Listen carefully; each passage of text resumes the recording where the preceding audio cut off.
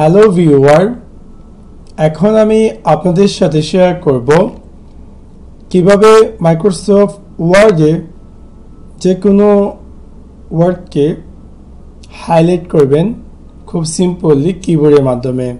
So let's take a look. For example স্বরূপ এটা হচ্ছে আমার একটি শিট এবং আমি চাচ্ছি যে এই যে কিছু একটা অংশ হাইলাইট করার জন্য। সো আমি সিম্পলি কিবোর্ড দিয়ে শিফট কি হোল্ড করে আর কিবোর্ডে যে রাইট অ্যারো আছে তা আমি চাপবো এবং আমি আমার নির্দিষ্ট যে স্থানটি আমি চাচ্ছি হাইলাইট করার জন্য সেই স্থানটি আমি হাইলাইট করে নেব।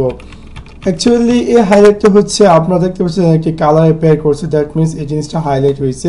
অ্যাকচুয়ালি এই হাইলাইটটা হচ্ছে টেম্পোরারি, যখন আপনি অন্য কোনো জায়গায় ক্লিক করবেন তখন এই হাইলাইটটা চলে যাবে।